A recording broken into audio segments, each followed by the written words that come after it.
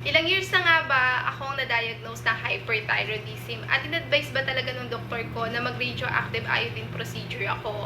Siyempre, ang sagot dyan mga mima ko, yes po. So, diagnose ako ng hyperthyroidism March 2025. So, 1 year na akong nagagamot sa aking sakit na hyperthyroidism po. Tapos, yung radioactive iodine, na-explain na yan sa akin ng doktor ko, parang pan-second month ko pa siya. Ay, hindi. O yun, pang-second month na pagbalik ko ng hospital. Kasi nga, yung unang kita namin ng doktor ko, pinainom niya lang ako ng pinainom niya ako ng mababang gamot noon, which is yung Metimazole 5 mg. Kaso wala talaga nangyari, guys. Hanggang sa tinaasan niya, tapos nakwento niya sa akin na possible meron siyang igawang procedure sa akin kung hindi talaga maging okay yung aking sakit nga.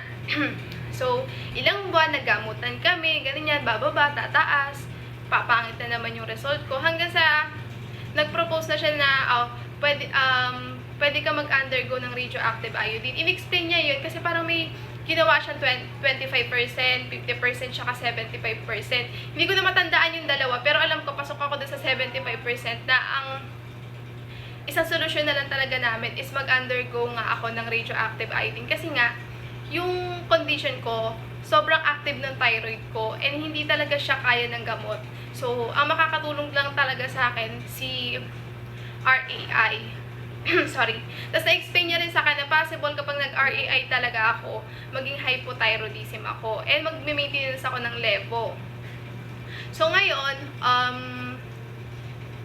7 days na after ng aking radioactive iodine. So, far okay naman ako. May konting hingal pa rin naman kasi hindi naman agad-agad magiging okay ka doon. Syempre, ano pa yan, unti-unti kumbaga. So, sa akin mga mare ko, in-advise talaga siya sa akin ng doktor ko. And, lagi kong pinapasalamat na kahit papano, kahit nangyari sa akin ito, marami ako natutunan. Kasi nga, doon ko nalaman na may mga hospital pala na pwede kang maglakad ng guarantee letter, ipambayad mo yung mga maihingi mong guarantee letter sa mga government agencies na hindi ka maglalabas ng pera. So, kasi ako po, yung RAI procedure ko, na-cover lahat siya ng guarantee letter ko. Kaya, ayun po yung pinapasalamat ko. May natutunan ako, tapos, dito pala sa mga government agencies na to, pwedeng magpasa ng ganito, pwedeng ma-cover yung mga medicine mo, pwedeng ma-cover yung medical or hospital expenses mo. So, kahit pa paano, may natutunan ako sa sakit na to. Although, syempre, napakahirap niya, hindi siya madali.